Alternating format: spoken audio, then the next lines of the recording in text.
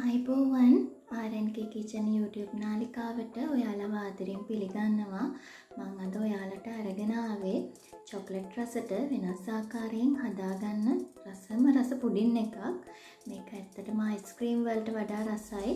ඔයාලා මේක හදලා බලන්න හරිම ඉක්මනින් පහසුවෙන් අපිට හදාගන්න පුළුවන් පුඩින් එකක් තමයි මේක. අපි බලමු දැන් මේක හදන්නේ කොහොමද කියලා.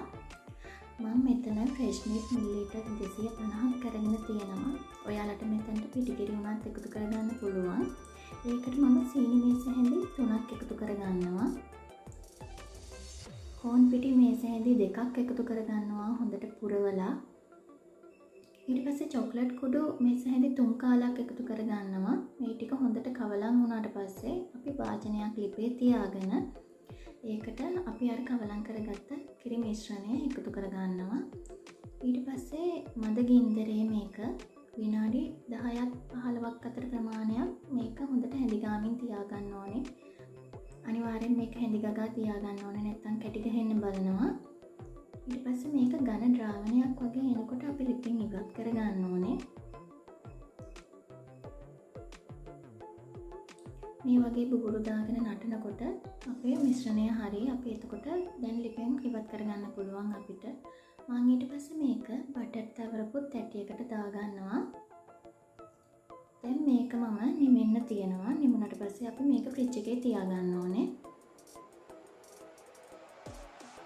හරි දැන් ඊට පස්සේ කැරමල් එක හදාගමු. මම කැරමල් එක හදන්න සීනි තීහෙඳි 4ක් එකතු කරගන්නවා. මේ වගේ පාටට ආවට පස්සේ මම මේකට මිලිලීටර් 20ක් විතර උණු වතුර එකතු කරගන්නවා. එකතු කරගෙන දැන් කැරමල් එක හැදුවට පස්සේ ඒක අපි නිමෙන්න තියාගන්නවා. මේක හොඳට නිමෙන්න ඕනේ පුඩින් එකට දාන්න නම්. දැන් මගේ පුඩින් එක සෙට් වෙලා තියෙන්නේ. මම දැන් මේකට උඩින් කැරමල් ටිකක් එකතු කරගන්නවා. කැරමල් ටිකක් උඩින් එකතු කරගෙන තමයි මේක පිළිගන්නන්න ඕනේ. ඉතින් ඔයාලත් හදලා බලන්න. හරිම ඉක්මනින් ලේසියෙන් පහසුවෙන් හදාගන්න පුළුවන් හරිම රසවත් පුඩින් එකක් තමයි මේක. බය නැතුව කියන්න පුළුවන් මේ පුඩින් එක හරිම රසයි කියලා. ඉතින් ඔයාලා මගේ වීඩියෝ එකට කැමති වුණා නම් ලයික් කරලා ෂෙයා කරන්න. ඒ වගේම මේ වගේ වෙනස් ආකාරයේ කෑම රෙසිපි බලන්න මාව සබ්ස්ක්‍රයිබ් කරලා ඒ ළඟම තියෙන බෙල් අයිකන් එක ක්ලික් කරලා තියාගන්න.